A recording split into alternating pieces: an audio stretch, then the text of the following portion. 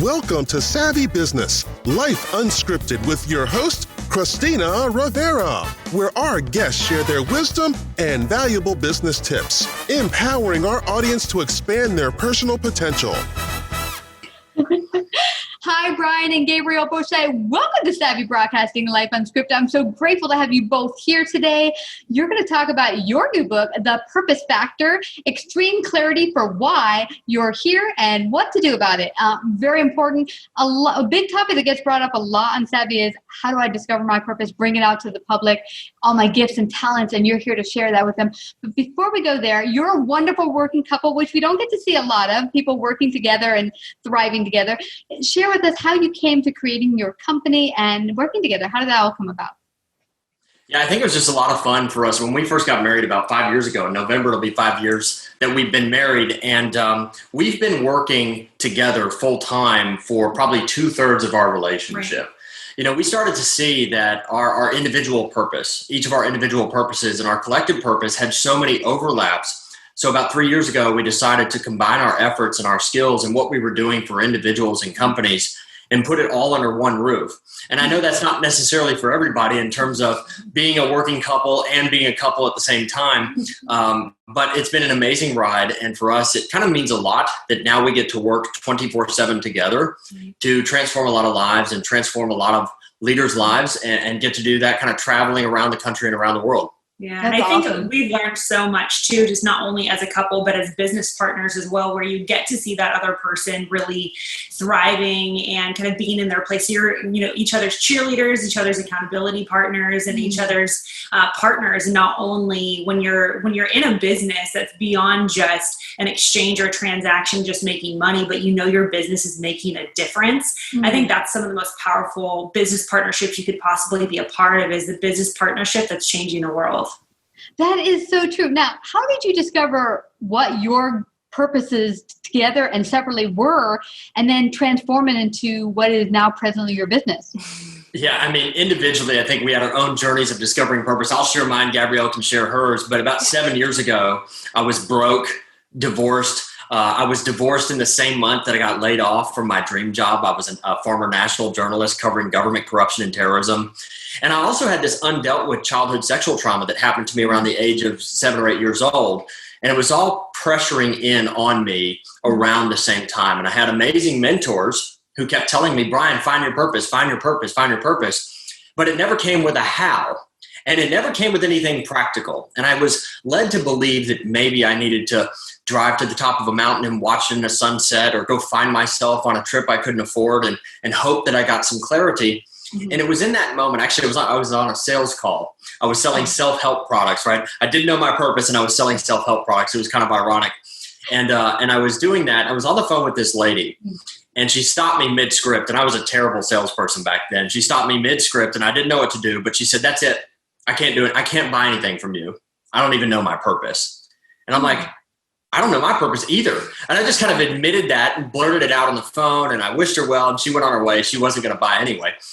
And that night I sat down and we conceptualized 6 years, almost 7 years ago now, what's reflected in our book, The Purpose Factor, a elemental, step-by-step, left to right, logical, non-emotional approach to discovering your purpose and applying it to your work and life. And so that was my journey of discovering my purpose. And for me, even reflecting on what happened in my childhood sexual trauma and the perspective that overcoming that gave me, I realized probably better than most what it means to have a shaken sense of identity and a shaken sense of purpose. And it gave me this kind of innate desire to want to help others overcome that as well. Yeah, and mine was very, very different in that I had kind of checked off all the to-do and should-do boxes of doing the undergrad, going and getting a good job in the government, then going back to grad school and being kind of part of this arms race of education, feeling like if I had more certifications or if I had more people kind of outside of my own organization acknowledging my achievements, I was somehow going to be more successful and find my purpose. But that certainly wasn't wasn't the case. And so I had kind of a similar situation with Brian in that my mentors kept saying, find your purpose, but no one told me how. And so Brian and I kind of came together at this time in our lives where we both knew that purpose was important, but it had almost become a platitude, that it didn't really mean anything. And so we kind of came together as kind of researchers and said, if something so important is out there and everyone says we need to find it, is there a process to find it? And so that was, many years ago, and how we're, 15,000 hours of research and application later, which is now manifested in this book, The Purpose Factor, which has been not only our journey of discovering purpose and how it worked for us, but how we've been able to help the United States military, like the Air Force and Naval Sea Command, find their purpose, Fortune 500 companies, celebrities, this process that's worked for us and worked for them. We're so excited and proud to share it with the world. Wow, that is so amazing. And what I get from both of you, though, you mentioned something interesting, Gabrielle, is that so many people say, well, it's kind of a platitude. You hear, oh, find your purpose. But then it just gets swept under the rug. What is my purpose? I need to pay rent now, or I need to keep this job because I need to get food on the table. And you just let it go. And then years go by and you're like, what am I doing on this planet? Is this it? I mean, I just go to a job, eat, and then finally die. Is that it? And you don't want that to be your all on this planet. And I think probably the sad thing you can probably imagine is the very last day on this planet, you're laying there going, well, that's it. I never accomplished anything. And you don't want that to be. Mm-hmm. Yeah. And I think there's such misunderstanding around purpose. And I think there are really 4 different myths out there, but one of the biggest myths out there, that purpose is your passion. And so we just got finished speaking at a university, and that's one of the biggest pieces of advice we hear to give young people or someone in transition, or if you're not happy, people will say, just follow your passion and your passion will turn into your purpose. But the Oxford Dictionary of Passion is actually a barely controllable emotion. Which is a fascinating definition, because if you look at some of the things in your life, you're thinking to yourself, oh my gosh, why would you choose a lifetime direction, or like a direction that you're going to go for a decade or 5 years or 7 years, on the basis of a barely controllable emotion? Well, what's the barely controllable emotion for? Yeah. You might have a barely controllable emotion for singing, but be really bad at singing, and that no amount of training is ever going to help you overcome a terrible vocal tone, right? So you don't want to go through 10 years of your life on the basis of something that really, passion is a fleeting emotion. I mean, there's a venture capitalist, his name's Harry Briggs. He said, to say you only want to do something you're passionate about may be a better indication of laziness than genuine passion. Because oftentimes when we want to be successful, oftentimes you have to overcome a lot of resistance. And when you're going through challenges and overcoming a lot of resistance, those are not the times you're particularly passionate about. And so I think passion is a rough starting point for a lot of people, because I think also the truth is, when you're starting something new and you're having to learn the ropes and you're trying to figure out how to transform others' lives with what you do, passion doesn't always exist at the beginning. Passion grows over time as you grow, as your skills grow, as your impact grows. And sometimes passion is right about at zero when you start something new. And I think that's why it can be a very either misleading or rough starting point. Wow, I really like you pointing that out. It's interesting. I've heard it so often, how to create your passion, get to your passion. Mm-hmm. And I've almost seen it myself as synonymous with discovering what you're here to do, your purpose.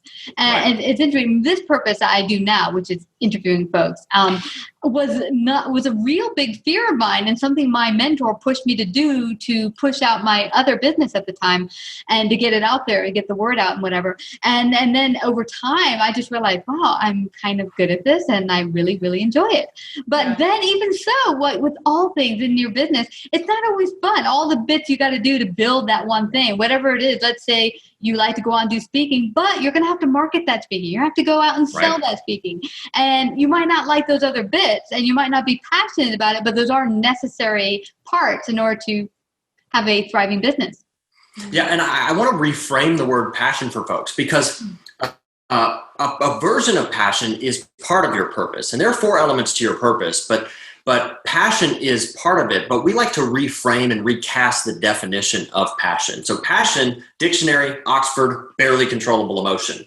We like to describe it as pull passion, which is the problem in the world that you want to be a part of solving, right? Thinking about your passion as a problem in the world that you can serve as a solution to is a little bit more practical and a little bit more tactical in terms of what it means to find fulfillment.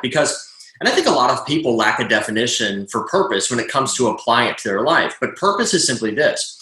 Purpose is what you have inside of you to help others. And then the other thing that people are seeking is fulfillment. Well, fulfillment is simply the result of helping others with your purpose. And so we recast passion as pull passion because, sometimes you might have a hard time going to sleep at night because there's some problem or injustice in the world that bothers you. Or maybe there's some kind of problem in the world that you want to create a solution for that just fires you up in the morning. That's how we want you to think about passion, as a problem, as something that you can use your life to contribute to solving. That's a better focus in terms of passion. Because that's every single business, whether you are a solopreneur, whether you're a CEO, whether you're a consultant or a coach, everything in the marketplace is about solving problems. And I think that's what's so powerful, is really seeing yourself in the marketplace, whether you're an employee or an employer, you're a problem solver. And I think that's really the power of putting purpose to work, is really seeing, okay, what's this purpose inside of me? As Brian said, what you have inside of you to help other people, that should be, what do I have inside of me to help other people by solving a problem? And that's really such a powerful starting point if you're looking for a career transition, if you're considering, should I start my business? Should I grow my business? Should I reconfigure my career and transition? Everything, I think, really starts from that foundation of finding your purpose and finding the problem in the world you want to solve. Brian and Gabriel, I have to just say, I love that you went here, because it's interesting. When I was first starting my business, and I just took what I was doing for 20 years in corporate, not something I super love, but I got to do it well over a lot of practice. But, so I started it, and I was, having problems with starting it as a business. And so my mentor said, well, what are you good at? What do you just love to do? You just can't wait to get up and do it. And you take it for granted. Maybe you just do and you don't even realize you do it. Maybe you cut people's hair all the time. Oh, please cut my hair. It's awesome. And so she said that. And I said, I don't know. So I just started asking people around me, what do you see me do all the time that I do good, that, that you like, and I don't, maybe we don't pay attention to it. And everyone said, well, you're really good at telling stories, and I love talking to you. I was like, okay, that doesn't help me. That's not business. And, and so, how do I get paid for this? Till, a couple years later, this started. But it's funny that they'll get started, and you might start getting things that don't make sense, that this couldn't possibly be a business, or I can't possibly take this into the world to help people. How could drawing pictures help people? But that's not true. There's a way in which your gifts and talents and strength can be a great asset to the world. And maybe it just doesn't explode out to you in a way to do that, but it definitely can. Yeah. And I think too that we get wrapped up in our purpose being a position or a job or role. Well, if your goal when you were 16 years old was to play in the NFL, what if you neither make it to the NFL, or if you do, what if you get cut 1 year in? Does that mean your life is over? Does that mean you don't have a purpose? So we oftentimes incorrectly wrap our purpose into this idealized position that we could have. But what happens when it doesn't work out? But purpose is vocation agnostic.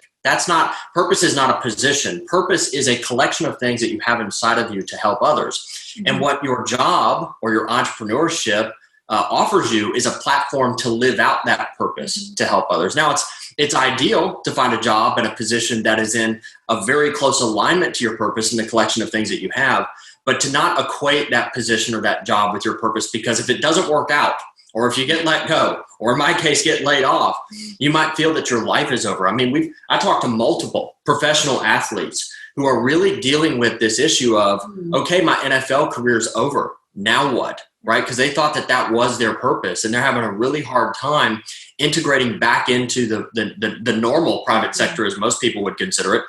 And it's because we incorrectly wrapped our position into, or our purpose into a position. Rather than really seeing that position as a platform to use your purpose. Yeah. So whether you're in transition voluntarily or you're in transition involuntarily, maybe your position was eliminated, particularly during COVID, we have so many folks we're helping because they're saying, I thought my purpose was to either provide for my family through this career or to help this company. And now I feel really no purpose at all because I don't have that employment. Really recognizing whether you're a stay-at-home mom, a student, someone in transition, starting your company, or an astronaut, everything you do is a platform to use your purpose. And I think when you change that mentality, it's so freeing and empowering, and really taking ownership back and realizing you've had permission to use your purpose all along. Wow. And I love this redefining of it, because now you're not just stuck in a small square that this is the only place my purpose can be used. This is only one platform. There's many others. One friend of mine who's a pilot, with everything going on with COVID, a lot of pilots are being laid off. And she said a lot of her pilot friends are feeling like they just want to end their life because their identity is wrapped in this job being their purpose, but their only identity to live it out. Yeah, that's exactly right. And those skills that you have, I love that you talked about, Christina, you being able to go back and say, what am I good at? Because that's really what's so powerful about purpose. A lot of times people come to us and say, well, I think my purpose is to start this nonprofit or move to Africa and start digging wells and do these things, and it's a powerful mission, but it may not be aligned with their purpose because they don't necessarily have the skills to do it or the experience, or maybe that's not quite, as Brian said, the problem in the world that they want to solve. Yeah. And so looking at how do you redeem the skills, the abilities that you've built up throughout your time. We talk about all the time, there's really no waste in the purpose economy. Every experience, every letdown, every failure, every regret, by the way, has been used, can be converted into wisdom or perspective, for the purpose of your purpose and help your people. Yeah. And that's one of the core things when we help entrepreneurs. I started my first business when I was 24. I think, Brian, you were about 25, I think, when you started your first business. And it's funny having so many entrepreneurs come to us, and they oftentimes ask for advice. What kind of business should I start? And one of the core places to start is, what problem have you solved for yourself that you can solve for others? It's what problem have you solved for yourself that you can solve for others? And it's such a great ability for you to be able to start tinkering with that, really recognizing, again, I'm a problem solver, and using that purpose inside of you to solve problems for others. Wow. This is amazing. And, this recalls for me many years ago, Brian and Gabrielle, there was a guy that came to me and said, I had a disability that I learned to work through and actually explode myself into the world where I could actually give to people. Now he's a coach, and he said, I want to work with people who have the same disability, but I feel like I'll be limiting myself because there's only XYZ amount of people who have this disability. I said, are you kidding me? That's 1%. It's like 300,000. I think that's a big pool. But if you have that gift that you were able to work and take that disability, but turn it around and make it into lemonade, and you could share that with others, I mean, that's fabulous. You don't need more than that. And how much do you find that people want to say that it's not enough of what they had to offer? Like you did. Yeah. I going further on this point right here. What should I do? What people should I serve? And I'll just go back to my own kind of personal example. When I overcame my childhood sexual trauma, right? Gabrielle brought up this idea of you have authority to help others in that which you have personally overcome or solved for yourself. So when I had overcome the effects of my childhood sexual trauma, that's your origin story, by the way, the moment that most shaped your perspective. For me, it was my childhood sexual trauma.